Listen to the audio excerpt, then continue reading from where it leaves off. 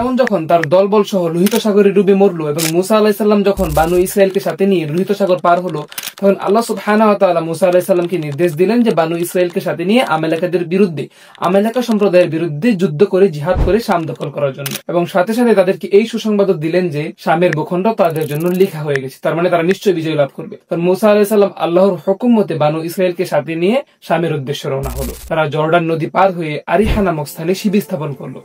আরিহা হচ্ছে পৃথিবীর প্রাচীনতম মহানগরীর অন্যতম, যেটা বাইতুল মুকাদ্দাস এবং জর্ডান নদীর মধ্যবর্তীখানে অবস্থিত। তখন মুসা আলাইহিসসালাম শত্রুপক্ষের বিপক্ষ দলের অবস্থা এবং অবস্থার পর্যবেক্ষণের জন্য 12 জন সর্দারকে পাঠালেন। এই 12 জন হলো হযরত ইয়াকুব আলাইহিসসালামের 12 পুত্রের বংশধর। তারা যখন বাইতুল মুকাদ্দাসের উপকণ্ঠে পৌঁছলো, তারা এক বিশাল দেহী ও বিকট চেহারার লোকের সঙ্গে সাক্ষাৎ হলো। এই একজন লোক তাদের 12 জনকে পাকড়াও করে তাদের বাদশার কাছে নিয়ে গেল এবং বলল, এরা আমাদের বিরুদ্ধে যুদ্ধের মতলব নিয়ে এসেছে। তখন বাদশা তার নিকটতম লোকদের সাথে পরামর্শ করে তাদেরকে ছেড়ে দেওয়ার সিদ্ধান্ত নিল, এই উদ্দেশ্যে যে তারা গিয়ে আমাদের শৌর্যবীর্যের কথা তাদের নেতার কাছে বর্ণনা করবে, তাতে তারা এমনিতেই ভয় পেয়ে পিছিয়ে যাবে, আমাদের সাথে আর যুদ্ধ করতে আসবে না। তো বাদশার ধারণায় সত্য হলো, জিহাদ তো দূরে থাক, সেদিকে তাকানোর হিম্মত হারিয়ে ফেলে। তখন এই 12 জন সর্দার মুসা আলাইহিসসালামের কাছে আসলো এবং উক্ত ঘটনা বর্ণনা করলো।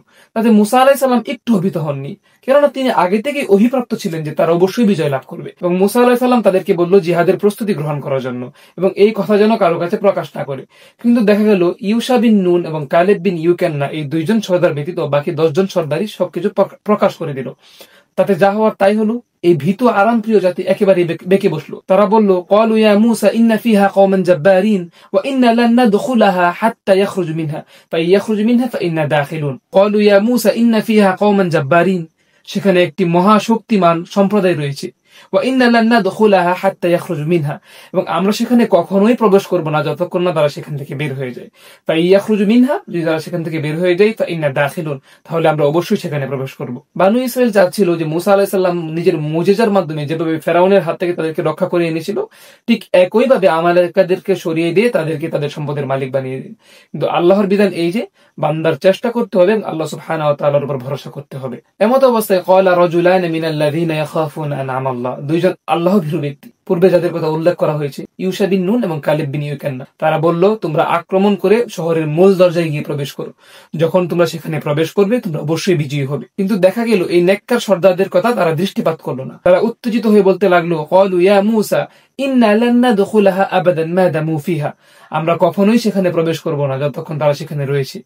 ফাযহাব আনতা ওয়া রাব্বুকা ফাকাতিলা, অতঃপর যাও তুমি এবং তোমার রব গিয়ে যুদ্ধ করো। ইন্না হাহুনা কাঈদুন, আমরা এখানে বসে রইলাম।